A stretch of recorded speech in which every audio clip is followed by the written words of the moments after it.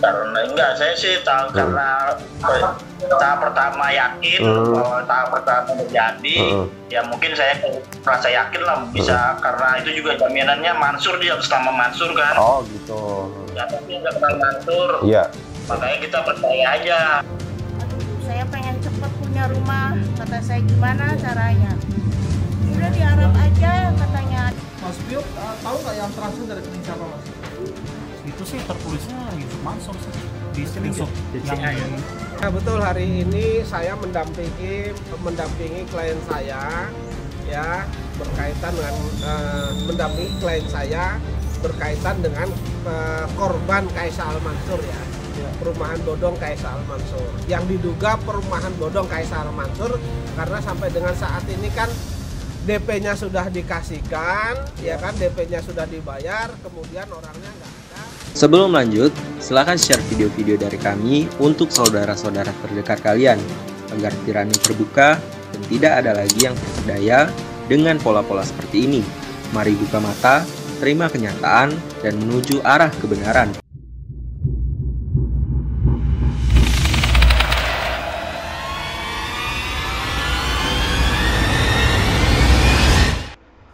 Kasus baru terus bermunculan, menyeret nama Yusuf Mansur sebagai salah satu pihak yang memiliki andil dalam proyek tersebut. Setelah ditelaah dengan baik, konsep yang digunakan ternyata hampir sama dengan kasus batubara Jabal Nur, sehingga kuat dugaan Yusuf Mansur adalah salah satu orang di balik proyek yang diduga penipuan ini. Karena enggak, saya sih tahu karena tahap pertama yakin bahwa tahap pertama terjadi, ya mungkin saya merasa yakin lah bisa, karena itu juga jaminannya Mansur, dia atas nama Mansur kan. Oh gitu. Ya tapi nggak kenal Mansur, Iya. makanya kita percaya aja. Kalau bukan atas nama Mansur mah mungkin kita mikir-mikir. Apalagi di situ dekat ituan dia dekat pesantren dia kan. Oke. Makanya kita percaya. Ya. Jadi alasan terbesar kenapa Mas Dhani sendiri percaya kepada Keisha Al Mansur atau Arab ini karena membawa nama besar Yusuf Mansur begitu ya. Betul, betul. Oke. Nah, kemudian dari sisi legalitas sendiri, soal kepemilikan tanah sendiri itu Mas Dhani sama sekali tidak meng-cross check begitu legalitasnya bagaimana begitu ya. Kalau pemilikan tanah dari pihak Kiai Haji Amanahnya itu bilang katanya di sini di tanah ini sudah dibebaskan atas nama Mansur. Kiai Mansur gitu dibebaskan atas nama itu. Jadi makanya kita disuruh tunjuk lokasi unitnya di sini gitu loh. Mau dideknya di mana, mau di rumahnya di mana gitu, di sistemnya begitu seperti itu. Tapi tidak ditunjukkan dokumen resminya bagaimana begitu, sertifikatnya legalitasnya. Kalau dokumen resminya kita nggak ditunjukkan. Kalau dokumen resminya kita nggak ditunjukkan. Cuman dia bahwa ada atas nama siapa? Jadi Pak Haji Amanah itu suruh anggota anak buahnya suruh kasih tahu lokasinya. Apa suami saya ya kepikiran juga karena pengen rumah ya, sedikit-sedikit dari itu juga dari warisan bapak saya, kata saya.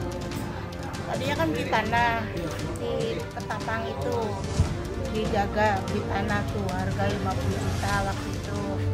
Nah, saya jual melebihi dari itu.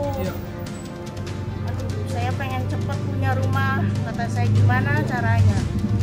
Udah di Arab aja katanya, ada yang nunjukin, tahu nggak tahu siapa. Pengen cepet, DP-in lah saya 3 kali DP. Pengen cepet gitu maksudnya. Kan dari 95 juta ibu udah dapat pulangan berapa? Kurang tahu ya. ada datanya, ada sama juga. Datanya ada videonya. Kayak kurang lebih ya 20 jutaan ya. Nggak nyampe 20. Dia yang mana Mas Pio yang Lebih dah 20 jutaan Pak.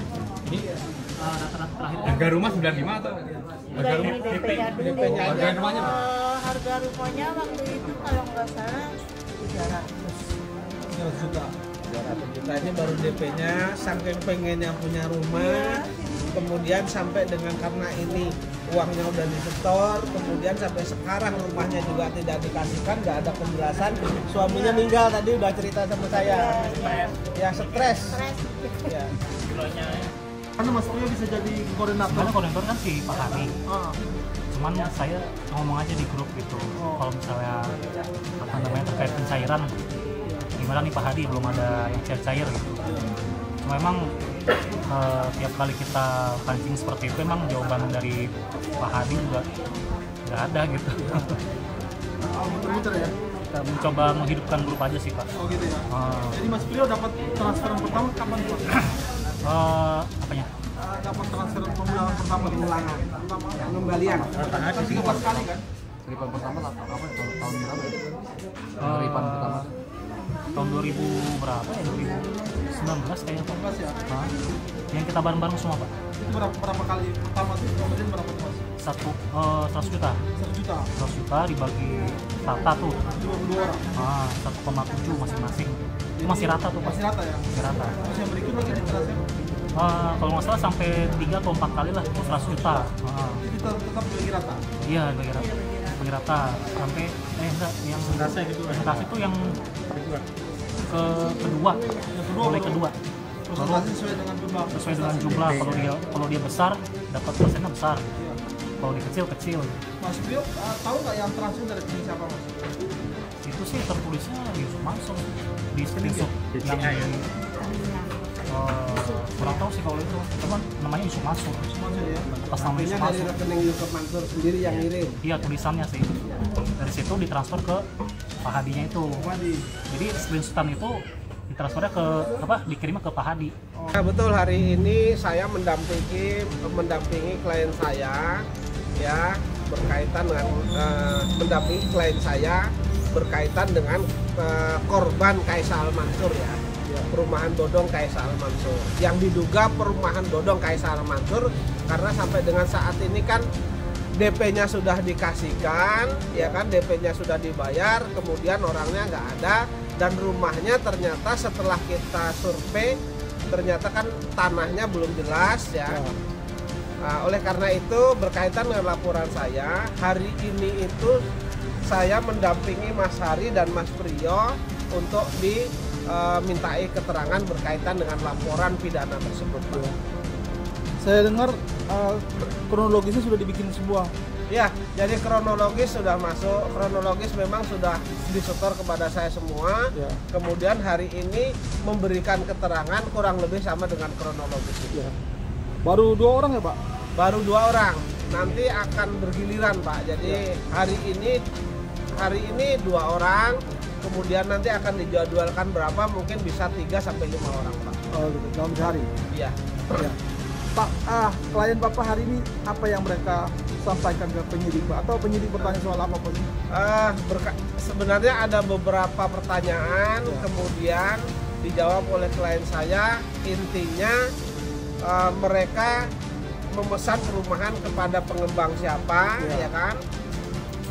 Mereka mengatakan mereka memesan kepada pengembang CP Kaisa Al Mansur, kemudian berapa DP-nya, kemudian disebutkanlah oleh Mas Prio dan Mas Hari berapa DP-nya yang sudah di-store, kemudian sampai dengan saat ini ternyata rumahnya tidak diserahkan, dan memang perumahan itu tanahnya masih milik orang lain. Oh gitu.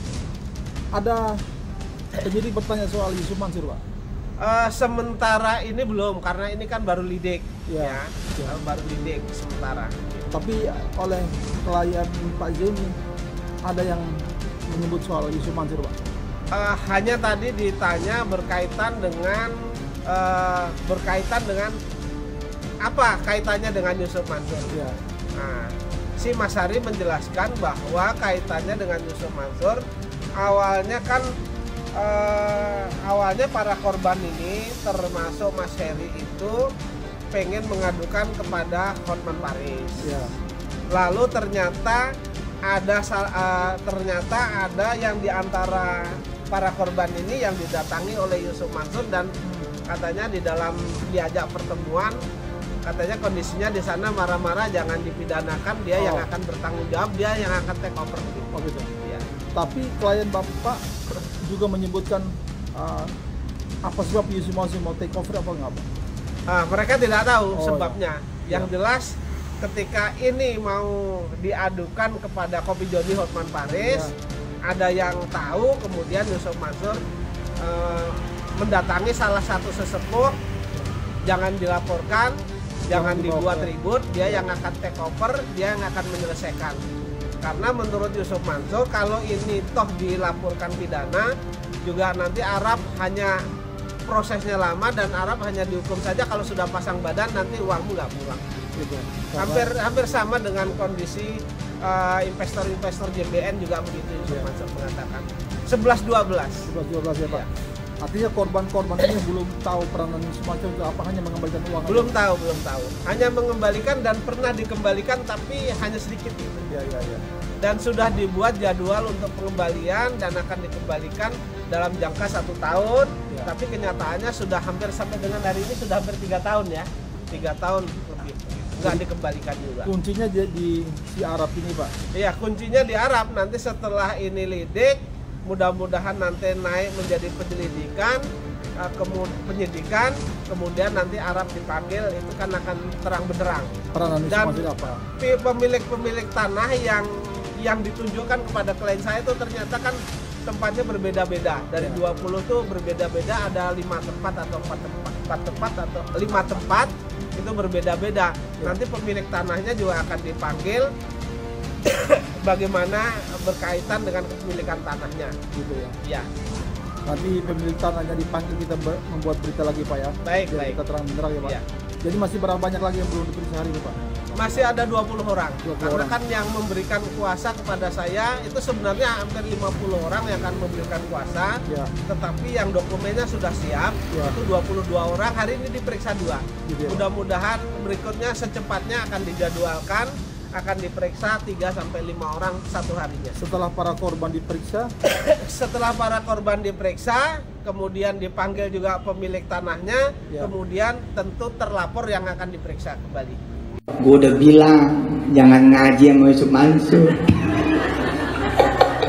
Lu bandel sih.